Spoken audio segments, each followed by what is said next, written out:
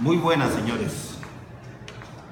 De acuerdo con lo que venimos desarrollando en el curso de Gerencia de Talento Humano, vamos a entrar al capítulo denominado la compensación.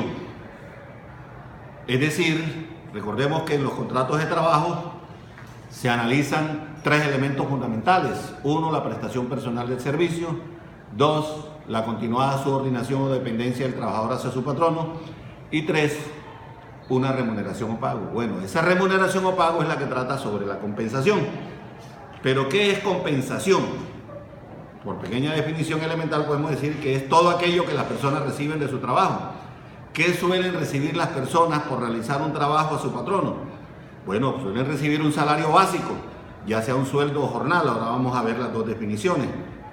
Otro elemento que reciben, prestaciones legales y extralegales, las que contempla la ley, otras que voluntariamente entrega el patrono o a través de un acuerdo, una negociación colectiva de trabajo.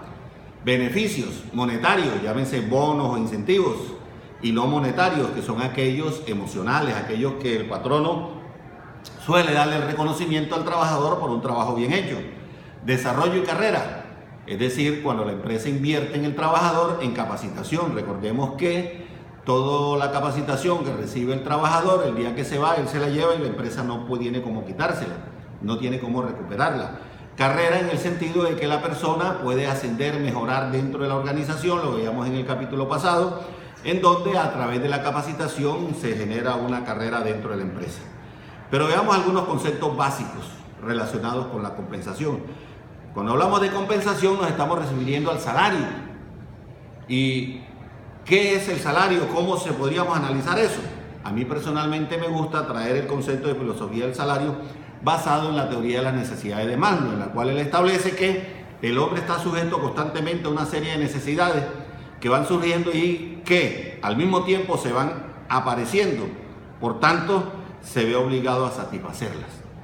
¿Qué es lo que plantea en otras palabras el señor Maslow? Hombre, que todos los seres humanos, si lo miramos desde el punto de vista de lo que se llama la escala de las necesidades de Maslow, el punto de partida son las necesidades fisiológicas. Estas necesidades fisiológicas tienen que ver con la necesidad que el ser humano tiene de alimentación.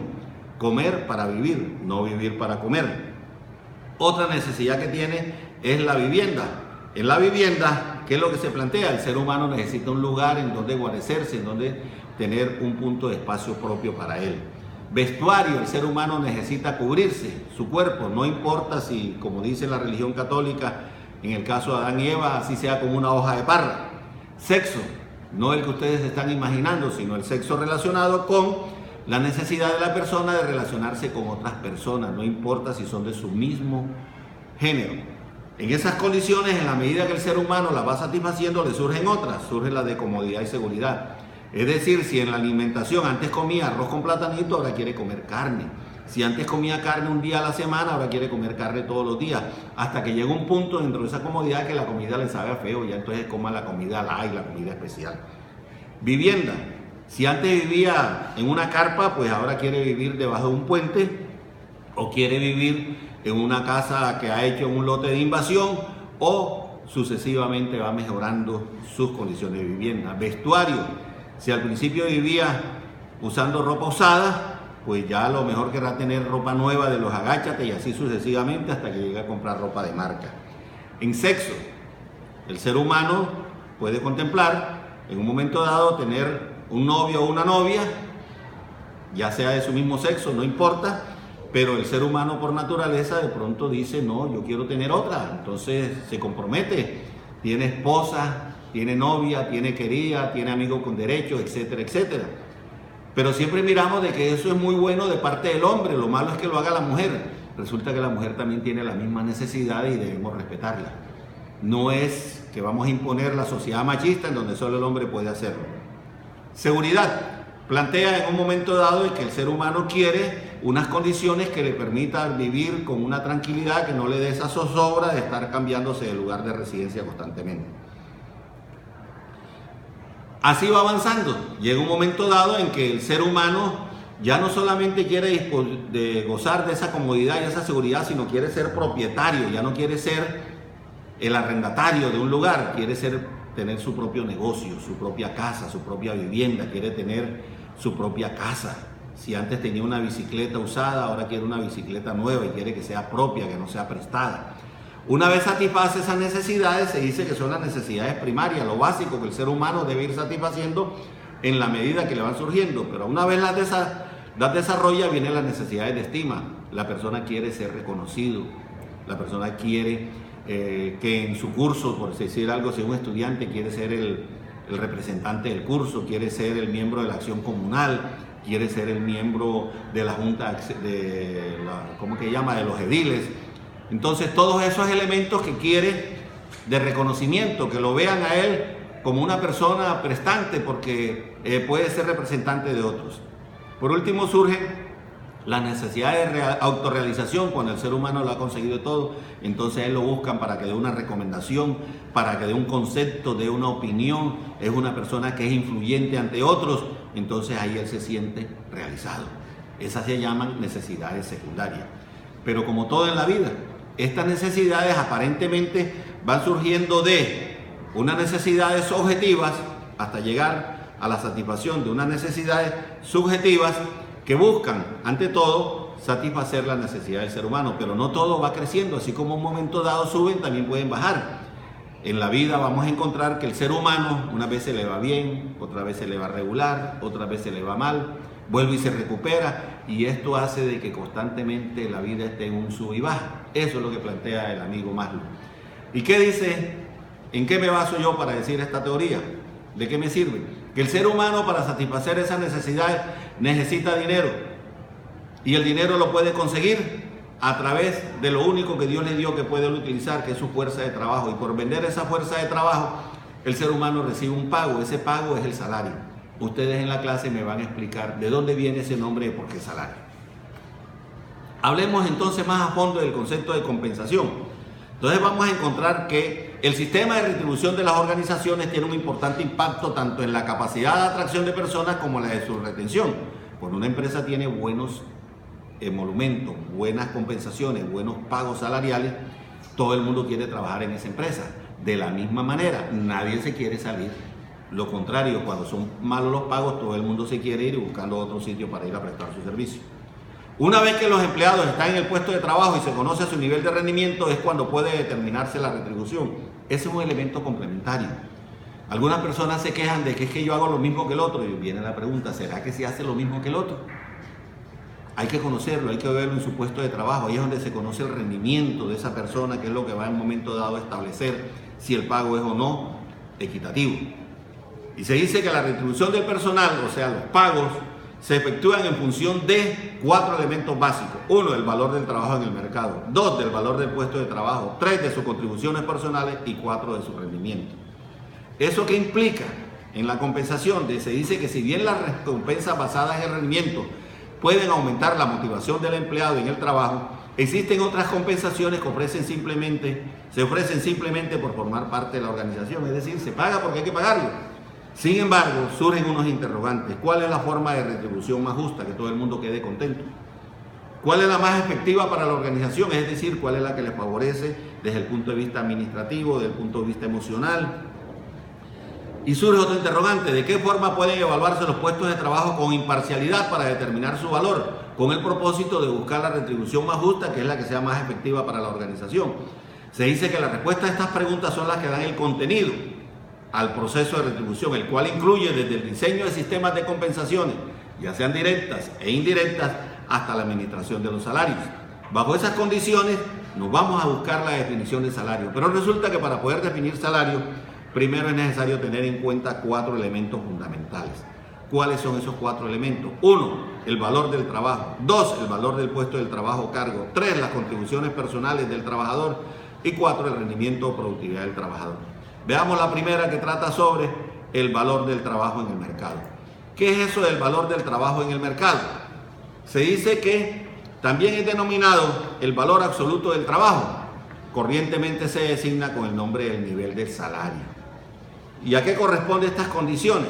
Se dice que este valor debe responder a las exigencias de la justicia conmutativa, que es aquella que regula la igualdad o proporción que debe haber entre las cosas cuando se dan unas por otras. Esta se mide a través del concepto del nivel de salario que se obtiene mediante una encuesta de salario. Ya en el curso práctico hablaremos de esa encuesta de salario que se hace en el mercado por las distintas organizaciones que están haciendo esas mediciones para conocer qué está pagando otras organizaciones con relación al mismo actividad u oficio que se realiza en un puesto de trabajo. Pero este valor del trabajo, también tenemos que, todo esto implica, ¿qué implica conocer en eso? Una de las condiciones que implica conocer para hacer esos estudios de encuestas salariales, obtener la información del mercado por puesto tan específica como sea posible.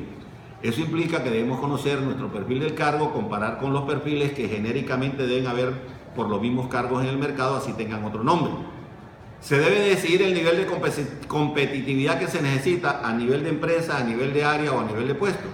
Es decir, en mi empresa, cuando me comparo con otros, tenemos la misma actividad económica, somos del mismo tamaño, estamos en la misma región geográfica. También debemos mirar el nivel del área, es un cargo técnico, un cargo operativo, un cargo administrativo, un cargo ejecutivo. ¿Qué cargo es? El nivel del puesto, de acuerdo con la importancia relativa que veremos ahora más adelante. Y esto nos permite a nosotros construir los rangos de sueldos para administrar a los ocupantes de esos puestos de trabajo. El segundo elemento, el valor del puesto de trabajo o cargo. Cuando hablamos del valor del puesto de trabajo o cargo, decimos que también es conocido también como valor relativo del trabajo, que es aquel que corresponde a cada trabajo cuando se compara con todos los demás que se realizan en la misma empresa. Es decir, analizamos las exigencias que tienen los cargos definidas en su perfil al compararlos todos unos con otros para determinar su importancia relativa. Es decir, cuáles son esas diferencias que hacen que en un momento dado en los niveles de exigencia, unos cargos por mayor exigencia, mayor remuneración. Y se dice que la determinación del valor del puesto de trabajo, o sea, ese valor relativo del trabajo, busca satisfacer lo que se llama la justicia distributiva, que es aquella que da a cada cual lo que merece, es decir, cada cual referido al cargo, no a la persona. Y cuando hablamos del valor del puesto de trabajo, se dice que es aquel que corresponde al pago por contenido de actividades y responsabilidades del puesto de trabajo. ¿Esto qué implica?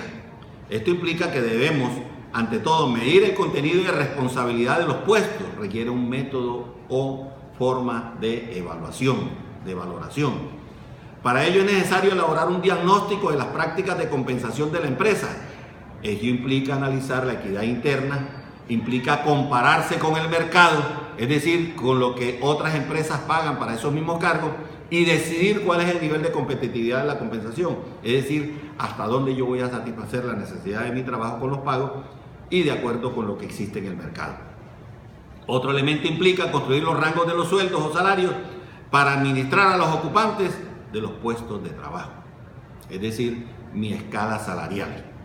En esas condiciones ya podemos decir que podemos pretender definir salario, pero teniendo en cuenta los dos primeros elementos que tienen en cuenta el cargo. Pero resulta que para que los cargos existan se necesita que hayan personas desempeñándolos. En estas condiciones debemos analizar también las contribuciones personales del trabajador. Entonces esas contribuciones personales del trabajador son las que analizamos cuando hablamos del perfil ocupacional del cargo. Son las que analizamos cuando hablamos la evaluación del desempeño, cuando mira el desarrollo del trabajador en la organización, eso que él aporta como persona para el desarrollo del puesto de trabajo.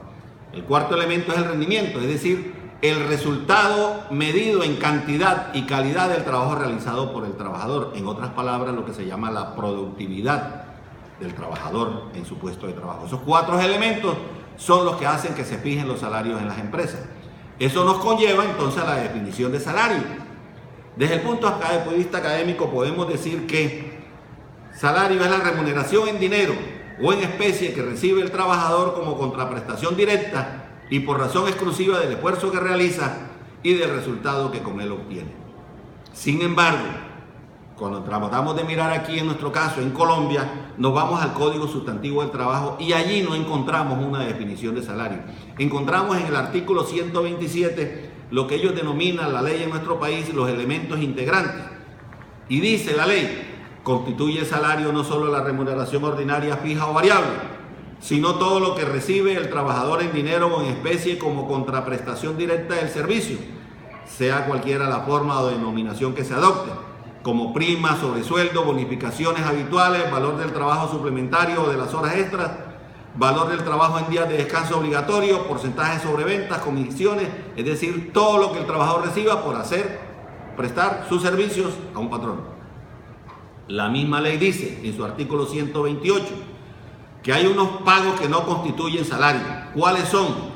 Dice la ley, no constituyen salario las sumas que ocasionalmente y por mera liberalidad recibe el trabajador del empleador como prima, bonificaciones o gratificaciones ocasionales, participación de utilidades, excedente de las empresas de economía solidaria y lo que recibe en dinero o en especie o para su beneficio, no para su beneficio ni para enriquecer su patrimonio, sino para desempeñar a cabalidad sus funciones, como gastos de representación, medios de transporte, elementos de trabajo y otros semejantes. Tampoco las prestaciones sociales de que tratan los títulos 8 y 9 del Código Sustantivo de Trabajo, ni los beneficios o auxilios habituales o ocasionales acordados convencional o contractualmente o otorgados en forma extralegal por el empleador. Cuando las partes hayan dispuesto expresamente que no constituyen salario, en dinero o en especie, tales como la alimentación, habitación o vestuario, las primas extralegales de vacaciones, de servicio de Navidad, etc. Bueno, todo ese enredo que está metido como un chorizo ahí en lo que establece la ley en su artículo 128, yo lo he resaltado bajo el aspecto de que dice, no constituye salario las sumas que ocasionalmente y por mera liberalidad recibe el trabajador del empleador cuando las partes hayan dispuesto expresamente que no constituye salario. Para que esto se quede y sea válido se necesita que esté por escrito, que el patrón no se lo diga al trabajador por escrito y el trabajador lo acepte. Esos son los que no constituyen salario. Pero veamos cómo se establece el nivel del salario. Y para eso hay que fijar unos criterios. ¿Cuáles son los criterios que se utilizan para fijar ese nivel de salario que vemos comúnmente en el mercado?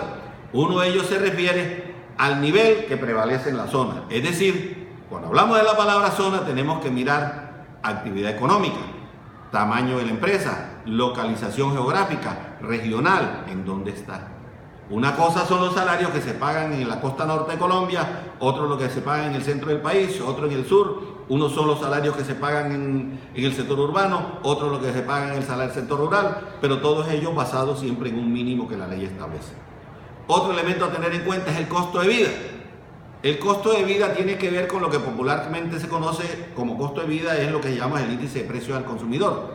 ¿Cómo afectan estos niveles de crecimiento del costo de vida en los salarios que recibe el trabajador? El salario vital es aquel que le permite a la persona satisfacer sus necesidades básicas, fisiológicas y gran parte de la comodidad y de seguridad. Eso es lo que se busca, que se supone que debe satisfacer las necesidades del trabajador. Otro elemento tiene que ver con la capacidad de pago de la empresa. Una cosa es querer y otra cosa es poder hacer los pagos, llenar todas las satisfacciones y expectativas de los trabajadores. Eso obliga a que las empresas en un momento dado disminuyan su número de trabajadores porque no da cómo pagar. Algunas veces disfrazan eso de otras formas que aquí no vamos a tratar porque son de término ilegal. Otro elemento a tener en cuenta es la oferta y la demanda de mano de obra. Un hecho natural del amigo Adam Smith: cuando algo está en exceso en el mercado, sus valores tienden a disminuir, cuando está escaso tienden a subir. En este caso se refiere a la mano de obra disponible de acuerdo con los índices de desempleo que existe en nuestro país, que en este momento está en 10.8, algo así por el estilo, que debemos tener en cuenta en esas condiciones. Otro elemento para fijar el nivel de los salarios tiene que ver con el gobierno, es decir, cuál es la política gubernamental que el Estado establece con relación a el pago de las remuneraciones. Entonces aquí es en donde entra el gobierno, qué le ofrece a los empleados del Estado, qué es lo que le ofrece al mundo en general, pues al mundo no, a los colombianos en general, cuando habla del aumento del salario mínimo legal, cuando hace el análisis del costo de vida legal establecido por el DANE. Todos estos elementos hacen fijar una política gubernamental, una política económica referente a los salarios. Bien, señores, por ahora dejamos ahí. Seguimos con otro de los temas normalmente estudiados y seguimos en nuestras clases presenciales.